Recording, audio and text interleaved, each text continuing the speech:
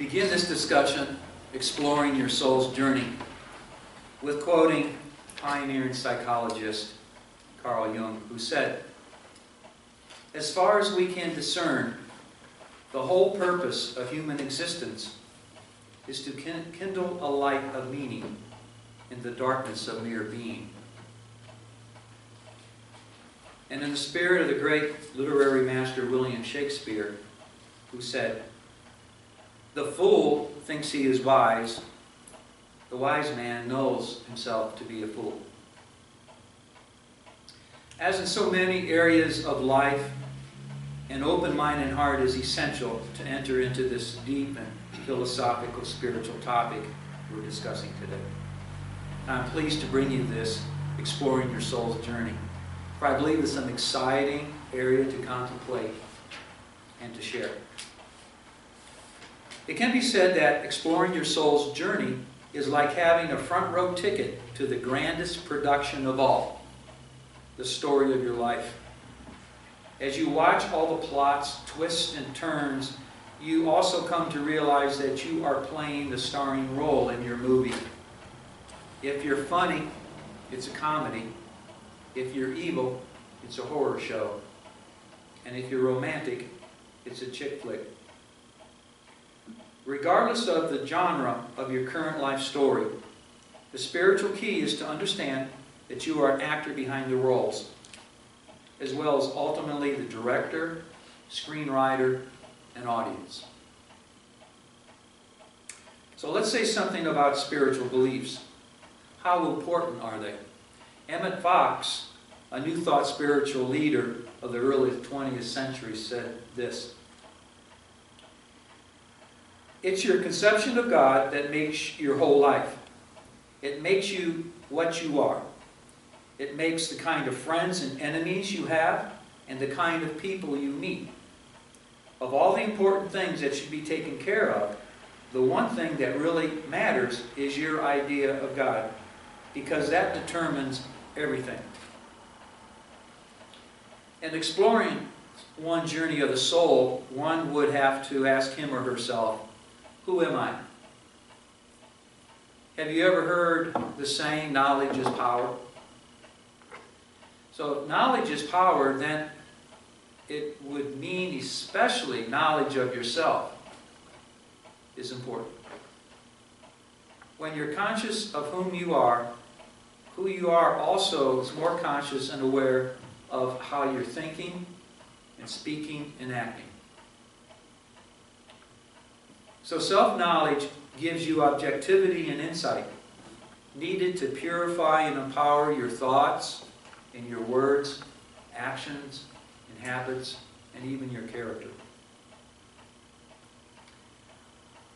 Most would agree that you are made up of your personality, again, your actions, your family, your body, your ethnicity, your religion, your culture, your environment, your sexual orientation, what you feel, what you do, what you say, what you know, what you see, and what you think makes up who you are. So the challenge of spirituality is to see all these qualities and colors of who you are, while also realizing that you are a unique expression of pure spirit, revealing it as you.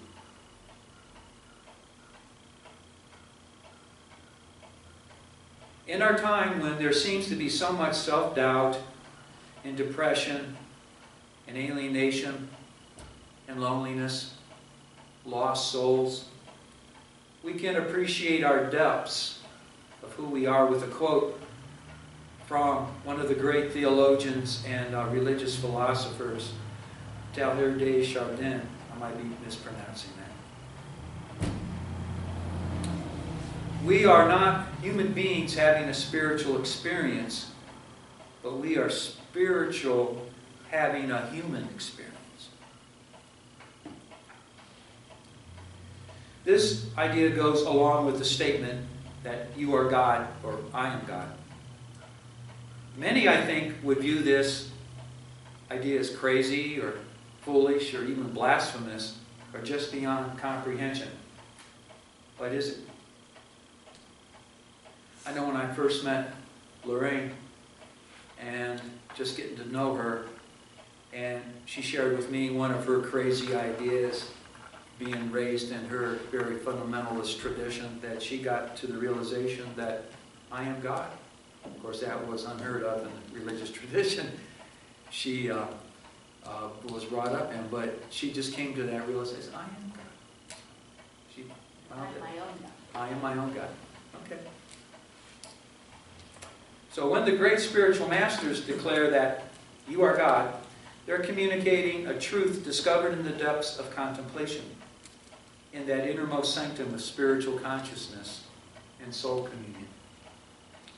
So one way of contemplating this idea is to think of us of having two selves or two aspects. One self, let's spell it with a small s, is the egocentric mass conditioned responses and defense mechanisms that pulls us into illusions and keeps you from receiving the wealth of your own inheritance. The other self, let's spell it with the large S, is the greater reserve of eternal wisdom that always pulling us towards liberation and freedom and goodness and divine light. It is also the self of all, spelled with a capital A. So let's ponder this thought. Can it be that our spiritual calling is to look beneath the surface of worldly life to find a spiritual journey that is filled with extraordinary blessings and insights? I'm going to pause here because I'm throwing out a lot of deep spiritual ideas in a short period of time. So I'm going to repeat this one. Can it be that our spiritual calling is to look beneath the surface of worldly life to find a spiritual journey that is filled with extraordinary blessings and insights? So how do we view spirituality? Well, one idea is from our very own Unitarian Universalist, his own sage, Emerson. This is one of the many beautiful insights he has shared with us. He says here, one view of spirituality is to view this world as a school for the soul, filled with events and experiences that can bring spiritual growth.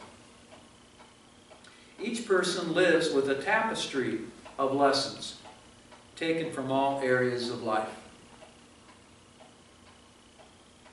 So in closing this presentation portion of this lesson, I'll leave you with a couple of concepts. One, you're here for a reason, and another one, it's all connected. According to spiritual sages, you didn't arrive here by accident or as a fluke. Rather, you are here because it is in the circumstances of your life that you are able to experience what you need in order to learn the life lessons you are meant to learn. That universal intelligence has arranged all the circumstances of your life, including the time and the place in which you were born. You are on this planet at this time because you were meant to be here. A part of your spiritual calling is to learn how to not only survive, to spiritually thrive in the midst of all the pretense and illusions of modern life. So in a world filled with falsehoods, your calling is to grow into greater truth, just as the beautiful lotus flower draws nourishment from the muddy waters in which it grows. So again, I quote, can it be that our spiritual calling is to look beneath the surface of worldly life, to find a spiritual journey that is filled with extraordinary blessings and insights? And from my talk, Spirituality versus Religion, which I gave here a little while back, which ties in with this subject, I share Don Quijos in his Meditations with Native American Elders. He says this: it's all spirit and it's all connected. If everything is connected, we cannot disconnect. To disconnect is not a real choice. This is why we are always spiritual no matter what we do. Every alcoholic is spiritual. All our brothers and sisters are spiritual. We may not be behaving correctly, but nevertheless, we are spiritual. Our choice is to live out of harmony with spiritual ways or in harmony with spiritual ways. But he says everything is spiritual. So, of course, much more can be said on this topic, exploring your soul's journey. And each of us has our own questions and our own experiences and our own lessons, teachings. So before each of us who wishes to share, the handouts that you have before you, use those as a guide. And let's just engage in an open discussion on this topic.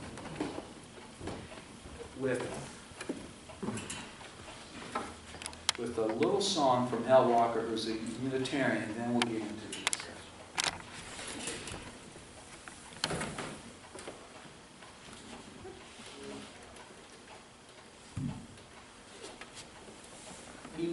He's from Kent Church, Al Walker.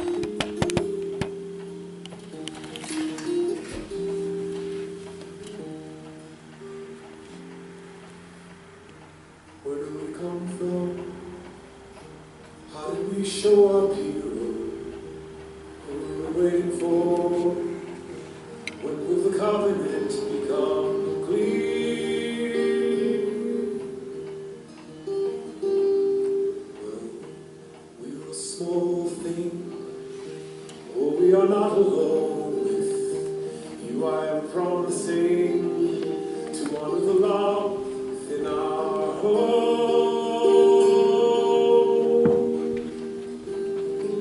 Well, I've been writing community with every song I promise. The words are nothing but poetry till the work of love begins. It's the truth I'm seeking, unity, and the true thing must be honest. The fruits of love are in you and me as the fellowship folds us in.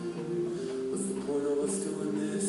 What's the point of us holding hands? How do we trust the truth of this? How do we make the circle dance? How are we held accountable? How do we hold the mystery? How do we join together and stay free?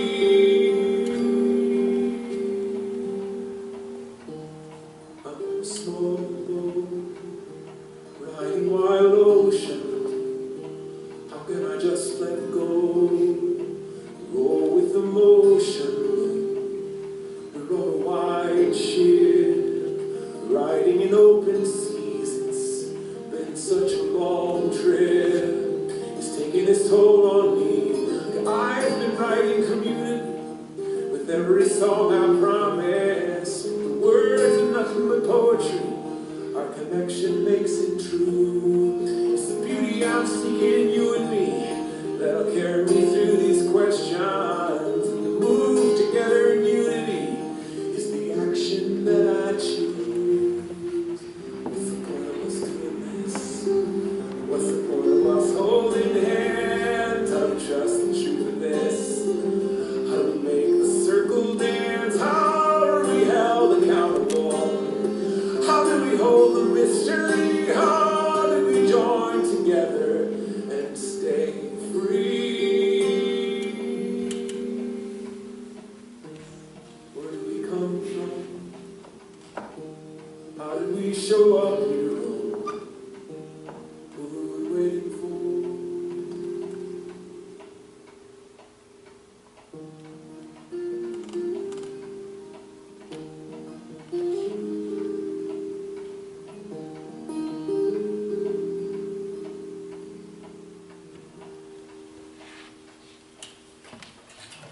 Did you like that?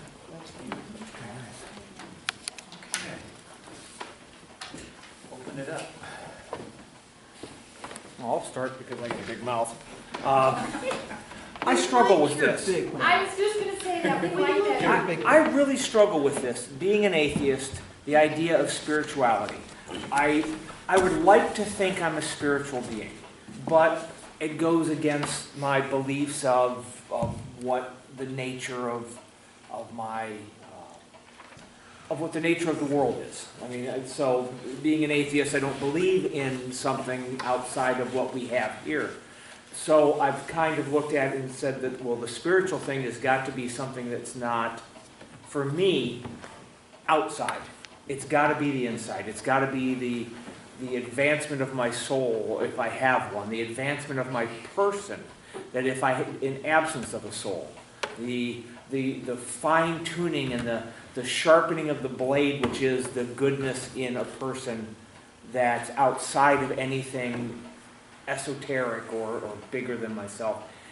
And it doesn't leave me a whole lot of ability to fob it off on someone else or on something else. It's like, well, if I have a failing, if I have a something that I've done wrong, God didn't do it. The devil didn't do it. A spirit didn't do it. It was me. It was all me, 100% me, and I have to own that. And it makes it a little difficult sometimes. You know, I would like to be able to be like some, maybe the more fundamentalist thing, to say, oh, no, wasn't me. God took care of that. Yeah, it's, he made this all happen, and it had nothing to do with me. And I don't get that luxury, I guess. So this is a struggle. Actually, you know, it's weird because you would think that somebody who is an atheist and somebody like me who is just head over heels in love with whatever it is that's greater than we are would have great differences. And yet, I don't see it that way. You're looking at yourself as being responsible for your own happiness or unhappiness. That is absolutely true. You are looking out, whatever it is, it's not outside. It's within us. It is part of us. And anybody who is loving and kind and cares about the earth and cares about other living beings and is doing all these things is going the same direction I am. And the thing is, whatever this presence is, it's so, we cannot, with any of our human senses, feel it, taste it, touch it, see it. We can't. And so it makes it very hard. And it's extreme, it's silent. And it's very, very subtle. It is so subtle. You know, even people like St. John of the Cross talked about it being just this tiniest glimpse. It's you fragile. know? Yeah. It's Yeah. fragile. Yeah. And yet there is something. There is something there. There is an infinite intelligence that is in everything. It's in all of life. And it encompasses everything. It encompasses all of us. And the way I was taught to be able to relate to it, if you can be quiet for a minute and just put your fingers up, and you'll feel just, you know, kind of a tingling in your fingers, that's life. That's life, the life that enlivens our bodies. That is God. God isn't some old man who's sitting up in the cloud and separate from judging us. us. You know, and the truth is, we are God. We are a I'm my own physical I manifestation. truly Yes, believe we are a physical that. To say that to my manifestation parents, of God. Yeah, we're going to be doing that next Blasphemous. weekend. This is great. blasphemous. Yeah. It's going to be awesome. Honestly, Oh, yeah. no. Oh, Honestly, you poor thing. when you think about it, we all have the capabilities of loving, hating, all of those emotions, all of those feelings that are within all of us. We all experience what you're experiencing, regardless of what faith you are or are not. It is part of human life. I think that's what you were saying, you know, it's all within us. So I look at myself and I say, okay, if I want to go out and drive recklessly, that's on me because I am my own God. Nobody told me to do that. I told myself that it was okay to do that. But what if I want to some, go out and I want to care for my neighbor, or I'm caring for my parents currently. I don't have to do that, but that came from within, because that is, we are who we are. And I want to say one more thing before I keep rambling. I have a tendency to do that. I raised my children with two things. Never step on another person's toes to get where you need to be in life. And the greatest gift you can give to another is of yourself. So think about that for just a second.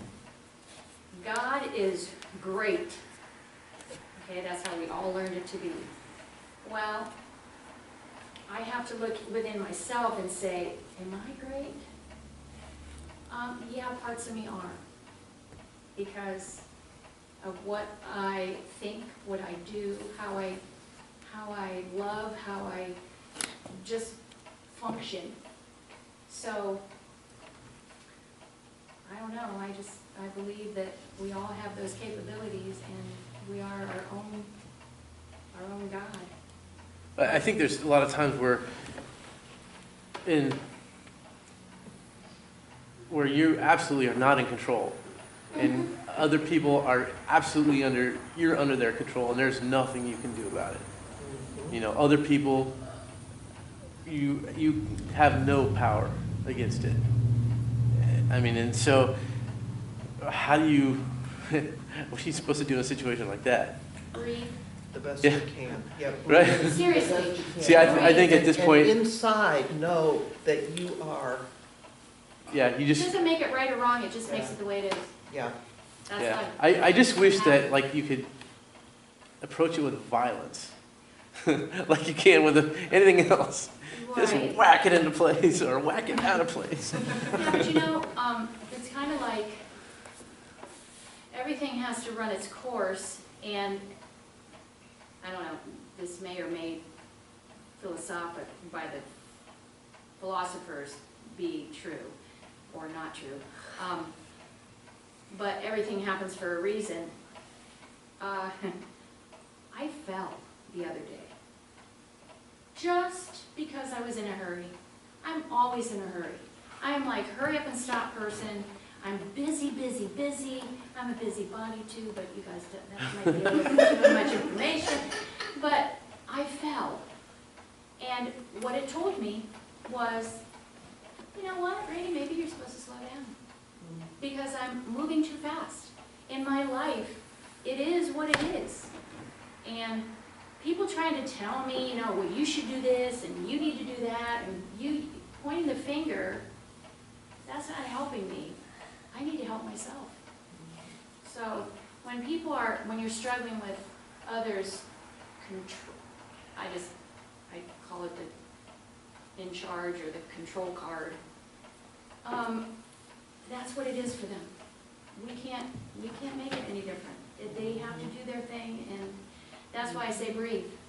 Because, you know, you have to know that everybody is their own person, and they're going to do what they're going to do, no matter what you think. I mean, you know, we were raised by our elders, and our elders brought us this far. And so now I'm looking after my elders, and I am taking care of them now.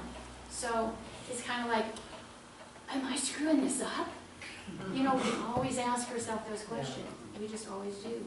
I want to share one beautiful lesson out of her example, of her falling, that she did not touch upon. And it goes in with some things that was in our lesson today, the written lesson.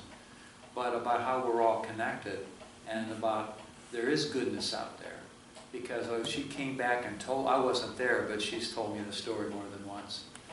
But the people came to, it was in public, and people came to her aid in a beautiful kind of way. They were just there. They came out of the restaurant. They came around her in the parking lot. The one lady was trained in CPR, and she was walking her through it. She said, I don't even have her name, but we're all connected. And we can get stuck in the ugliness and everything that's around us, but that was a beautiful, beautiful moment. They came to her aid, people that she never met. They were there with her at that one moment. I think that happens with a lot of things like that. I mean, you got the small scale stuff which affects one person, but I've noticed that whenever you have a large scale event, you see the whole connectedness because everybody tends to come together. I mean, it never lasts long, but it's always I always found it very beautiful to watch. You know, like when cities have, or parts of the world have tragedy or, Right. what do I want to say? Natural An act of disaster. nature, yeah.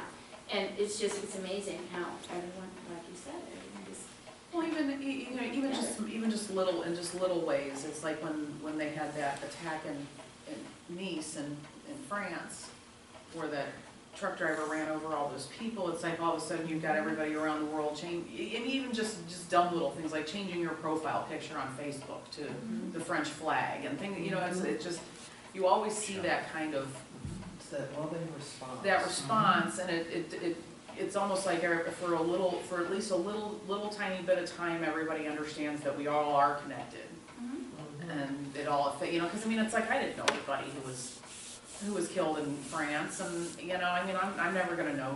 I don't know their names. I'm never gonna meet them. I'm never gonna have anything to do with them. But yet, for some reason, it still affected me greatly.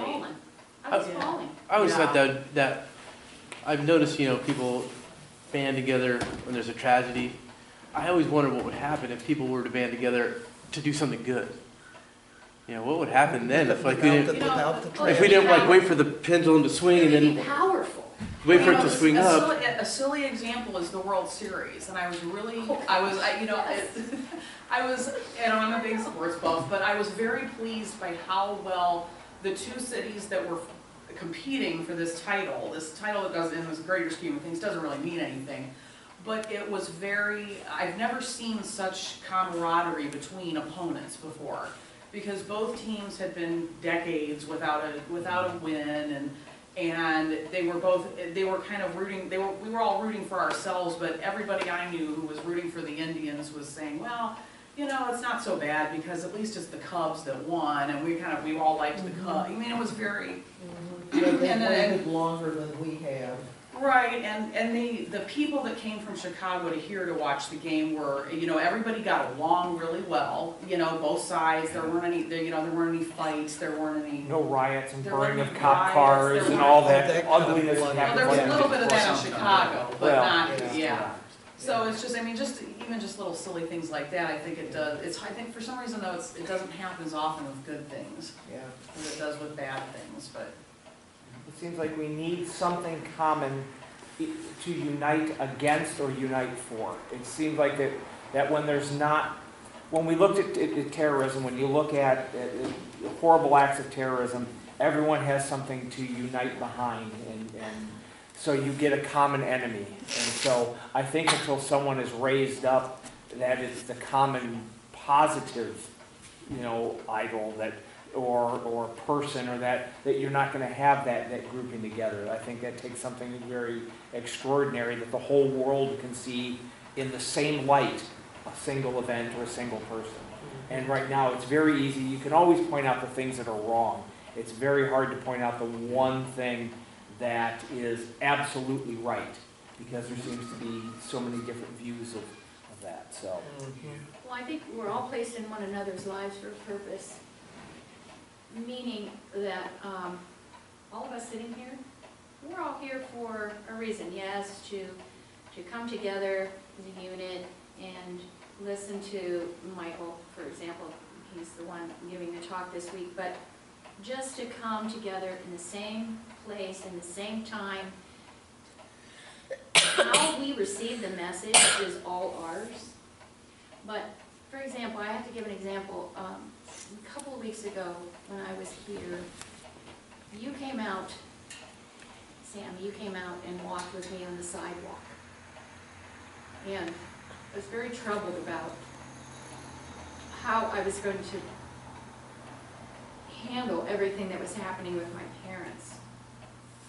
And you gave me peace by saying, you know, there's people out there that will help you.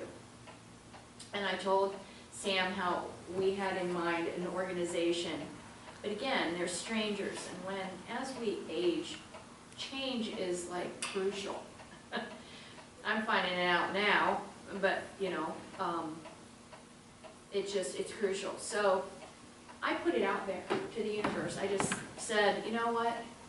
There's got to be something, somewhere.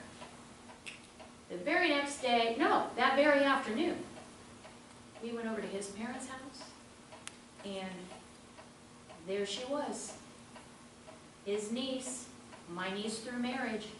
She says, well, Rainey, I'll go watch your parents. And she's an angel. Where did that She's come just from? an angel. Yeah. Where did that come from? Yeah, It's because you gave me hope and peace Mhm. in my heart. right, and So, then you turned it over to the We all universe. give, and you then know, the to universe give of says, yourself "Okay." is the greatest gift. Yeah. So yay for you. All right. Anyone else? Now we'll move on to beautiful sharing.